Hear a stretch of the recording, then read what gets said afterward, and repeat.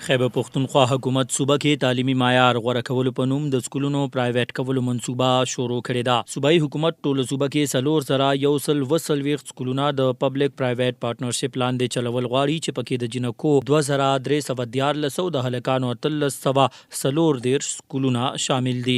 مردان کې د 83 سکولونو نشاندهي شوې کوم چې بعد پبلک پرایویټ پارټنرشپ لاندې چلولي شي. د سکولونو کې د جنکو 440 د هلکانو یو کم 40 سکولونه شامل دي. په دې اړه د مردان خاص اوسیدونکو سنو پختونخوا ته صدا رنګ ویلي دي. پرایویټایزیشن حواله سره دا وایم چې دا هیڅ کلم چې دی نه د عوامو مفاد کې نه ده، ځکه چې دلته بیشتره خلک ډیر غریب دي، کمزوري دي، کاروبارونو لحاظ سره هم اور نور ایت ډیر مسایل دي کرای کورونو کې دي، نو لہذا که داسې سکولونه پرایویټایز کیږي نو دا د عوامو ته د ماشومانو ته ډیر زیات نقصان دی، ځکه چې هغه د فیس ورکولو بالکل طاقت نه لري.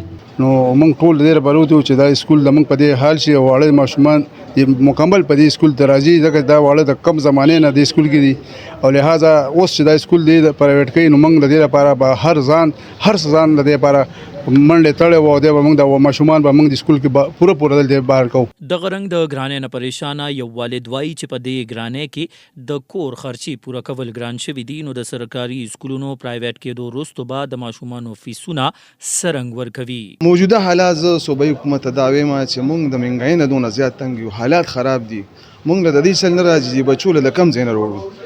نن په پرایویټ سکول کې زه ځکه نشم داخلولی چې ما سره سستنه اوس مانه د سرکاري سکول دا شی د مانانی پرایویټ د کوي، زه هغه خرچې نشم برابرولې، زه به دا څنګه برابر کړم؟ زما خو صوبایي حکومت نه او وفاق نه زما دا امید چې موږ ته به مهنګاۍ کې ریلیف راکړي، موجوده حکومت به موږ له سره راکړي.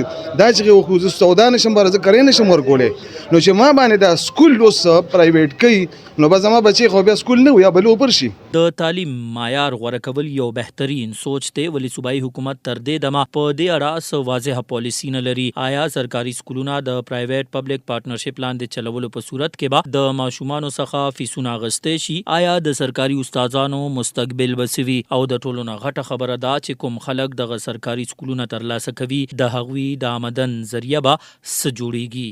سنو پختونخوا لپاره مردان نه ارشد علي خان.